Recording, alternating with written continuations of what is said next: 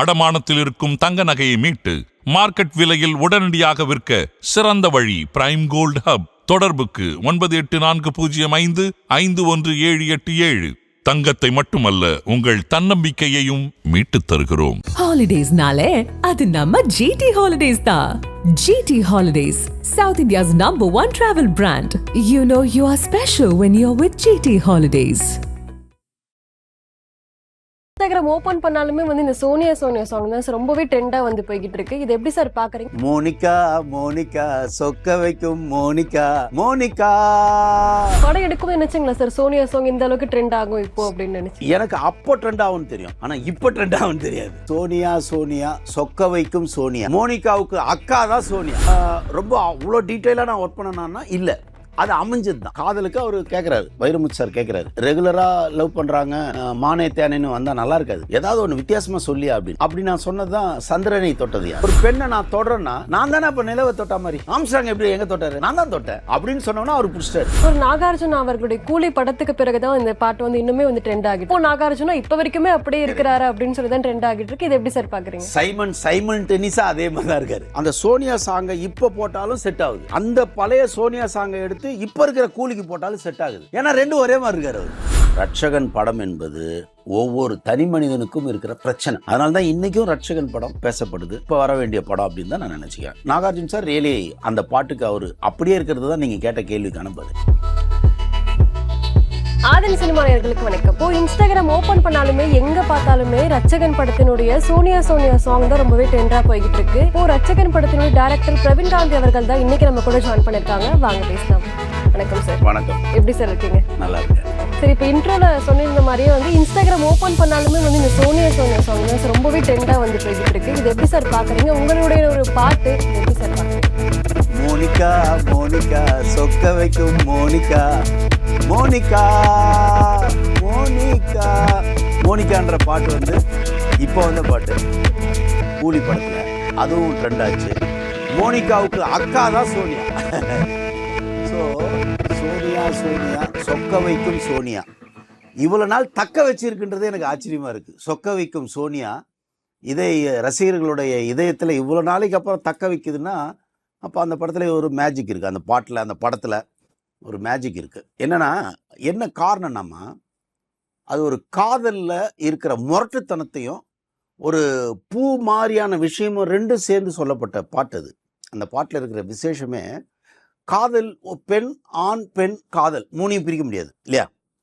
Okay, ஒரு காஃபினா சர்க்கரை பால் ருசி, இது மூணை பிரிக்க முடியுமா? பிரிக்க முடியாது. அது மாதிரி ஆண் பெண் காதல் இது எல்லா காலத்துலேயும் இருக்கும்.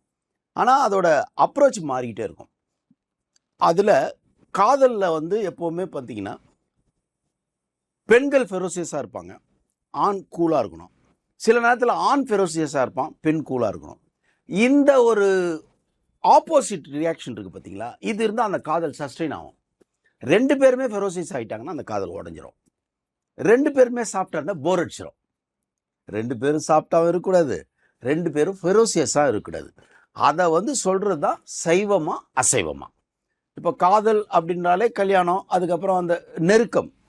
அந்த நெருக்கத்தில் உங்களுக்கு என்னன்னா அந்த எனக்கு இந்த பாட்டுக்கு பொம்பளை உட்கார வச்சிட்டிங்க, ஒரு ஆம்பளை தான் நல்லா இருந்திருக்கும். சரி பரவாயில்ல, உங்ககிட்ட இன்றைக்கி எல்லா படங்களும் எல்லாத்தையும் பேசுகிறீங்கல்ல, அதனால் உங்ககிட்ட கொஞ்சம் ஃப்ரீயாக பேசுகிறேன்.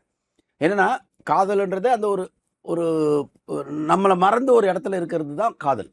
என்னென்னா காதலோட கான்செப்ட் என்னென்னா உண்மையான காதல்ன்றது தோக்கிறது தான் காதல்.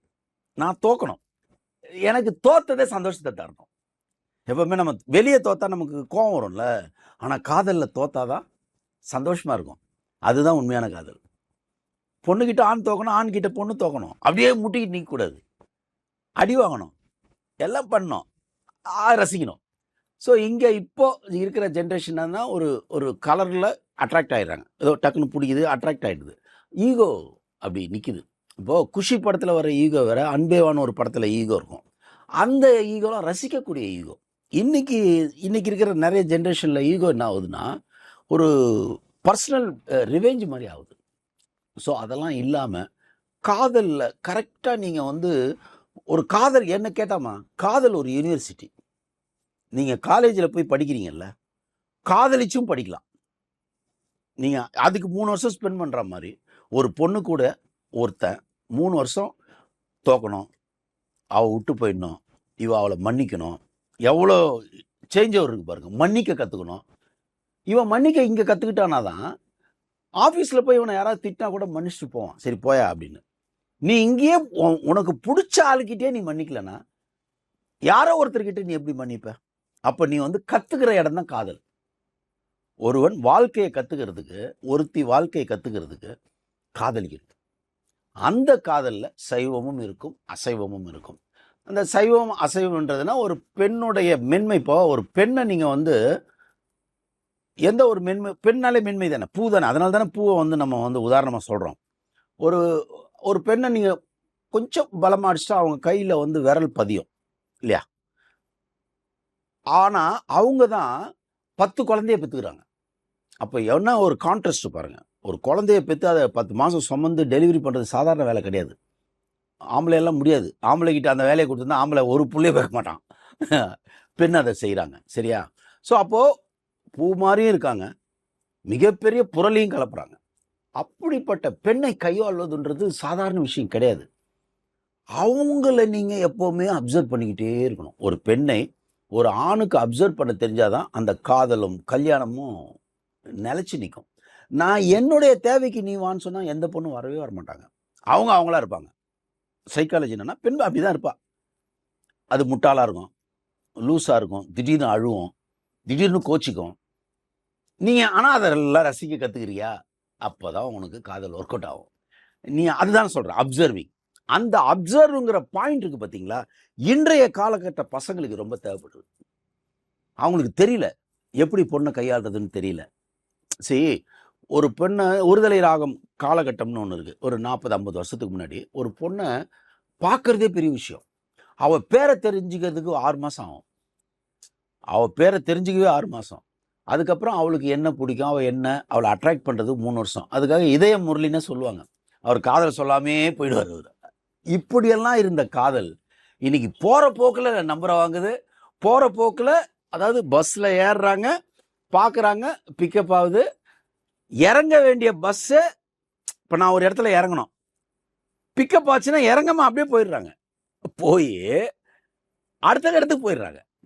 எவ்வளோ ஈஸி ஆயிடுச்சு பாருங்க. காதல் அவ்வளோ ஈஸியாக இருக்கக்கூடாது. அப்போ என்ன ஆகுதுன்னா சீக்கிரம் சலிச்சிடும்.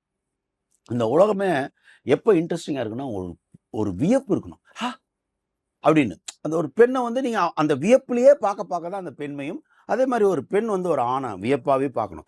இந்த எல்லா கலவையும் அந்த பாட்டுக்குள்ளே இருக்குது. இதை வந்து நான் வந்து ரொம்ப அவ்வளோ டீட்டெயிலாக நான் ஒர்க் பண்ணேன்னா இல்லை, அது அமைஞ்சது தான். அந்த ஒரு காதலுக்கு அவர் கேட்குறாரு, வைரமுத்து சார் கேட்குறாரு, பிரவீன் ரெகுலராக லவ் பண்ணுறாங்க, மானே தேனேன்னு வந்தால் நல்லா இருக்காது, ஏதாவது ஒன்று வித்தியாசமாக சொல்லியா அப்படின்னாரு. அப்படி நான் சொன்னது தான் சந்திரனை தொட்டது யார். எல்லா பெண்களையும் வந்து நிலவுக்கு ஒப்பிடுறோம் இல்லையா, அந்த காலத்துலேருந்தே பெண், ஏன்னா அது ஒரு சாஃப்ட் குளிர்ச்சி அப்படின்னு. இப்போ ஒரு பெண்ணை நான் தொடுறேன்னா நான் தானே இப்போ நிலவை தொட்டா மாதிரி. ஆம்ஸ்ட்ராங் எப்படி எங்கே தொட்டார்? நான் தான் தொட்டேன் அப்படின்னு சொன்னோன்னா அவர் பிடிச்சிட்டாரு. சந்திரனை தொட்டது யார் அப்படின்னு அவர் பிடிச்சாரு. ஸோ அது ஒரு கான்செப்ட். அதே மாதிரி இந்த பாட்டு வந்து எடுக்கும்போது நான் கேட்குறாரு, ஏதாவது ஒரு கான்செப்ட் சொல்லுங்கன்னொன்னே, அப்போ என் காதலில் எனக்கு கிடைச்ச அனுபவம். அப்போ நான் ஒரு பொண்ணை லவ் பண்ணிட்டு இருந்தேன். அப்போ அந்த காதலில் எனக்கு கிடைச்ச அனுபவம் இருக்குல்ல, அந்த அனுபவத்தை அப்போ எங்களுக்குள்ள சண்டை, அப்புறம் காதலில் நிறைய அந்த அசைவமும் சைவமும் எங்களுக்குள்ள ஒவ்வொரு மணி நேரமும் வந்துட்டு போவோம். ஸோ இந்த விஷயத்த சொல்லாமல் ஒரு பொண்ணை கையாளுறதுங்கிறது அவளுடைய கண்ணை பார்த்து கண்டுபிடிக்கும். ஒரு பெண்ணோட கண்ணை பாரு, அவள் கோபமாக இருக்காளா, வருத்தமாக இருக்கா. ஏன்னா நீங்கள் காதலுங்கிறது என்ன, நான் என்ன நினைக்கிறேன்னா, காதல்ன்றது உங்களை மேம்படுத்த கடவுளுக்கு சமமான ஒன்று. ஏன்னா உண்மையான காதலுங்கிறதேம்மா நான் ஒருத்தர்கிட்ட ஒப்படைக்கிறது தான். நான்றதே என்ன, நான் சொல்லிக்கிட்டே இருக்கல, நான் இதுன்னு அது இருக்கக்கூடாது. அவள் முன்னாடி நான் ஒன்றுமே இல்லைங்க, அவதாங்க. அதே மாதிரி அவள் சொல்லணும், நான் ஒன்றுமே இல்லை அவள். அப்போ என்னன்னா நீங்கள் இல்லாமல் போகிறீங்க. கடவுள்னு ஒரு கான்செப்டை நீங்கள் இல்லாதப்போ தான் கடவுள் யாருன்னு உங்களுக்கு தெரிய வரும். காதலும் கடவுளும் ஒன்று. அவ்வளோ வேல்யூவான ஒரு விஷயம் இன்னைக்கு வந்து ரொம்ப சாதாரணமாக இன்றைய இளைஞர்களால் கையாளப்படுகிறது. அவங்களுக்கு தெரியல, ஆனால் தெரிஞ்சுக்க ஆசைப்படுறாங்க. அதுதான் இந்த பாட்டில் இவ்வளோ யங்ஸ்டர்ஸ் வந்து இவ்வளோ அந்த மேலே அந்த லிரிக் பை லிரிக் என்கிட்ட கேட்குறாங்க, சார் இதுக்கு என்ன சார் மீனிங்கு, இதுக்கு என்ன சார் மீனிங்னு கேட்குறாங்க. ஸோ இந்த பாட்டு உருவாவதற்கு காரணமான இத்தனை வருஷத்துக்கு அப்புறமும் பேசப்படுற ஒரு பாட்டாக இதை உருவாக்கி தந்த திரு ஏஆர் ரஹ்மான் அவர்களுக்கும் வைரமுத்து சார் அவர்களுக்கும் கேடி குஞ்சுமோன் சார், ஏன்னா செலவு பண்ணோம்ல பண்ணவருக்கும் அண்டு நடித்த Nagarjun and sweet baby Sushmita சென்னுக்கு, ஏன்னா என் வாழ்க்கையில் அந்த மாதிரி ஒரு தேவதை தான், அவங்களால தான் எனக்கு இந்த ப்ராஜெக்டை செட் ஆச்சு. ஸோ அவங்க எல்லாருக்குமே நான் வந்து இந்த நேரத்தில் கடன் பட்டிருக்கேன். காதலில் கடன் இருக்கக்கூடாதுன்னு சொல்லுவாங்க, நான் அதை ஸ்டாரில் வச்சுருப்பேன், காதலில் மட்டும் கடன் இருக்கக்கூடாது அப்படின்னு, ஏன்னா கடன் அன்பை முறிக்கும் அப்படின்ட்டு நான் ஒன்று பண்ணியிருப்பேன். ஸோ அந்த மாதிரி காதலை வேல்யூ செய்கிற காலம் இருக்கும் வரை இந்த பாடலும் வேல்யூவாக இருக்கும். இப்ப நீங்க சொன்ன விஷயங்கள் எல்லாத்தையுமே பாத்தீங்கன்னா நாகார்ஜுன அவர்களுடைய கூலி படத்துக்கு பிறகுதான் இந்த பாட்டு வந்து இன்னுமே வந்து ட்ரெண்ட் ஆகிட்டு இருக்கு. சைமன் சொல்லி ஒரு கேரக்டர், அப்போ நாகார்ஜுனா இப்ப வரைக்குமே அப்படியே இருக்கிறாரு அப்படின்னு சொல்லி தான் ட்ரெண்ட் ஆகிட்டு இருக்கு. இது எப்படி சார் பாக்குறீங்க? சைமன் டென்னிஸா அதே மாதிரி தான் இருக்காரு. சைமன், அதனால தான் சைமன் வச்சாங்களான்னு தெரியல, சைமன் டென்னிஸா அவர் ஒரே மாதிரி இருக்காருன்ட்டு. இல்லை, உண்மையிலேயே அவர் ஒரு கவனிக்கக்கூடிய பர்சனாலிட்டி தான். ஏன்னா ஒரு சிலர் வந்து அப்படியே அந்த தோற்றம் மாறுறது தெரியும் நமக்கு.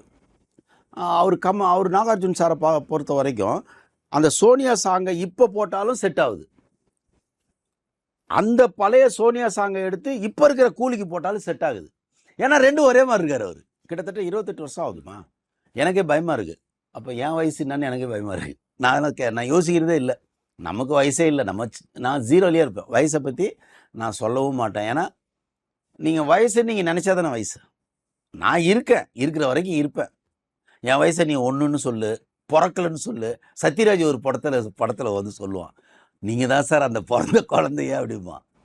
அது மாதிரி கூட நீ சொல்லிக்கோ, ஆனால் இளமையாக இரு, பயப்படாத, கவலைப்படாத, துக்கப்பட்டால் உன் வயசு போயிடும். அது நிறைய டிப்ஸ் இருக்குது. ஒரு மனிதன் இளமையாக இருக்கிறதுக்கு முதல்ல அவனுக்கு பிடிக்கணும்.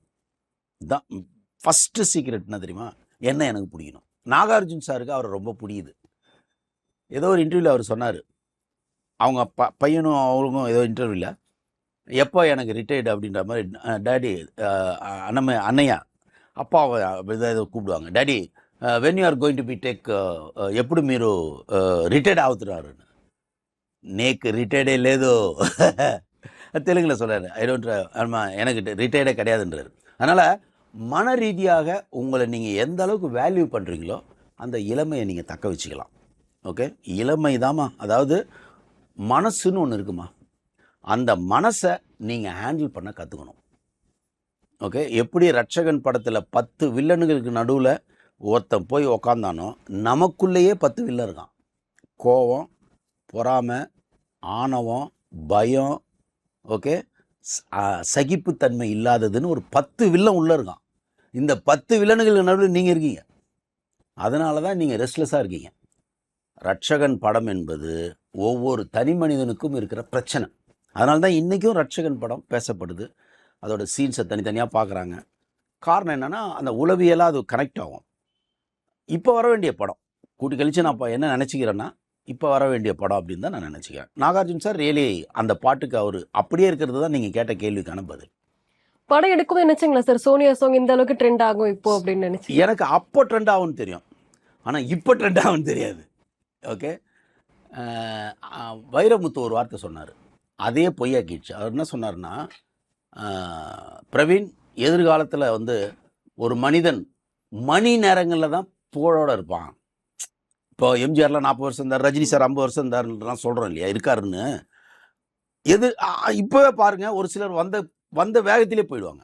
ஒரு ரஜினிகாந்த் தான் இன்னும் தாக்கு பிடிக்கிறாரு, ஒரு விஜய் தான் தாக்கு பிடிக்கிறாரு, எல்லாரும் இருக்க முடியல இல்லையா.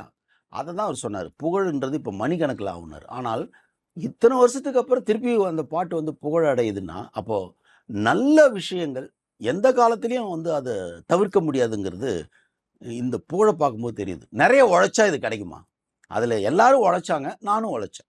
நிச்சயமா சரி. இப்ப கூலி படம் எடுத்துக்கிட்டோம் அப்படின்னா, கடைசி இன்டர்வியூல வந்து நீங்க வந்து கூலி 1000 கோடி வசூலை தாண்டி போகும் அப்படின்னு சொல்லிருந்தீங்க. இப்ப வரைக்கும் 400 கோடிக்கு மேல வந்து வசூல் போய்கிட்டு இருக்கு.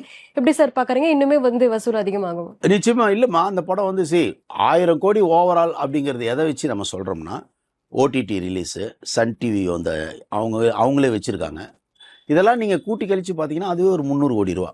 ஓகே, ஓடிடி ப்ளஸ் அவங்களோட சேட்டலைட்டை அவங்க வந்து வெளியே விற்றாங்கன்னா அது ஒரு 200 கோடி போகும். அப்போ அது ஒரு 300 கோடி. நிச்சயமாக இந்த படம் 700 கோடி கலெக்ட் பண்ணோம். அப்போ 700 கோடி கலெக்ட் ஆச்சுன்னா 700 + 300 சேர்க்கும்போது இது 1000 கோடிக்கான படம் தான். நிச்சயமாக அது அந்த கணக்கு வரணும். நீங்கள் வெறும் தேட்ரிக்கலில் எவ்வளோ வந்ததுன்னு பார்த்தீங்கன்னா ஒரு 600லேருந்து 700 கோடி நிச்சயமாக தேட்ரிக்கலாக வரும். ஏன்னா ஹிந்தியில் நல்லா போதுன்னாங்க. ஏன்னா அமீர் கானோட நமக்கு இங்கே கனெக்ட் ஆகலை. அமீர் கான் அங்கே நார்த்தில் கொஞ்சம் நல்லா கனெக்ட் ஆனதுனால இந்த படம் நிச்சயமாக ஒரு நல்ல கலெக்ஷன் தரும். Okay sir. இப்போ இன்னொரு விஷயம் சினிமாவில் வலம் வந்துகிட்டு இருக்கு என்னன்னு பார்த்தீங்கன்னா, லோகேஷ் கனகராஜ் வந்து ரஜினி அவர்களையும் கமல் அவர்களையும் வைத்து ஒரு படம் இயக்க போவதா வந்து பேசப்பட்டுக்கிட்டு இருக்கு. ஒருவேளை இது உண்மையாக நடந்தால் யார் சார் ஹீரோ, யார் சார் வில்லன்? என்ன கேட்டால் கமல் வில்லன் ஆகணும், ரஜினி ஆஸ் எ ஹீரோவாகவே இருக்கணும். ஏன்னா இதுக்கு முன்னாடி இருந்த படங்கள்லாம் ரஜினி வில்லனாக இருப்பார், கமல் ஹீரோவாக இருப்பார். நிறைய படங்கள் அப்படி நடிச்சிருக்காங்க அவங்க 2 பேரும். இப்போ ரசிகர்களுக்கு உண்மையான ஹீரோ யாருன்னு பார்த்தா ரஜினி தான். கமல் சார் எதையும் செய்யக்கூடியவர்ன்றதுல அவர் வில்லனாக இருந்தால் சூப்பராக இருக்கும். நீங்கள் ஆள வந்தான்னு ஒரு படம் பாருங்கள், அப்படி ஒரு வில்லத்தனம் பண்ணியிருப்பார், முரட்டுத்தனமாக இருக்கும். அதே மாதிரி ரஜினி சார் இருக்கும். என்னென்னா ஃபேஸ் ஆஃப்னு ஒரு படம் வந்தது. நான் இப்போ ஒரு வேளை இந்த படம் பண்ணால் ஃபேஸ் ஆஃபோட கதையை எடுத்து பண்ணாலே 2 பேருக்கும் சூப்பராக இருக்கும். அதை கிட்டத்தட்ட ஜெயம் ரவி ஒரு படம், அதை ஒட்டி ஒரு படம் வந்தார். இவருக்குள்ளே அவர் போயிடுவார், அவருக்குள்ளே இவர் வந்துடுவார்ன்ற மாதிரி ஒன்று பண்ணாங்க. ஆனால் அதில் ரொம்ப நல்லாயிருக்கும். ஃபேஸ் ஆஃப்ன்ற படம் இங்கிலீஷ் படம், அது ரொம்ப நல்லா இருக்கும் திரைக்கதை. அந்த மாதிரியாக இவருக்குள்ளே இருக்கிற ஹீரோவை அவர் லவ் பண்ணுறாரு, அவருக்குள்ளே இருக்கிற வில்லனை இவர் லவ் பண்ணுறாரு. லைக் தட் அந்த மாதிரி இருக்கணும். நான் உன்னை வில்லனாக்கி பார்க்காம தூங்க மாட்டேன்டான்னு இவர் சும்மா நான் ஒரு ரஃபாக ஒரு கதை சொல்கிறேன். ரஜினிகாந்தோட ஒரே எய்மை உன்னை நான் வில்லனாக்கி பார்க்காம தூங்க மாட்டேன், இதுதான் இவரோட கனவு. அவர் மௌனம் உன்னை நான் ஹீரோவாக்காம விட மாட்டேன் அப்படின்னு இவர் கெட்டவராக இருக்கார். உன்னை நான் ஹீரோவை பார்க்கணுன்னு எனக்கு ஆசை, உன்னை நான் வில்லனாக்கி பார்க்கணுன்னு என் ஆசை. சும்மா ஒரு கதையோட கண்டென்ட்டே வந்துச்சு பாருங்க. இப்படி இருக்கணும் லைன். இருந்ததுன்னா 2 பேரும் எப்படி அதை யார் ஜெயிச்சாங்கன்னு வச்சோம்னா ஆடியன்ஸுக்கு ரொம்ப நல்லாயிருக்கும். இதை விட எனக்கு பெரிய காம்பினேஷன் எது தெரியுமா? அஜித் விஜய். எல்லாருமே எதிர்பார்க்குறவனும் இல்லை சார். ஆமாம், இன்னைய ட்ரெண்டுக்கு அஜித் விஜய் வில்லன் இல்லை, 2 பேரும் ஒரு படம் பண்ணுறாங்கன்னு இப்போ நீங்கள் அனௌன்ஸ் பண்ணீங்கன்னா அதுதான் இந்தியாவிலேயே பெரிய பேசு பொருளாகும். விஜய் அவர்கள் தான் அரசியலுக்கு போயிட்டாரே சார். ஒருவர் அவர் நடிப்பார், கவலையே விடாதீங்க. கண்டிப்பா சார். நிச்சயமா வந்து எல்லாருமே வந்து எதிர்பார்த்துக்கிட்டு இருக்காங்க. ரட்சகன் படத்தை பத்தி நிறைய விஷயங்கள் சொன்னீங்க. ரொம்பவே நன்றி சார். நன்றி.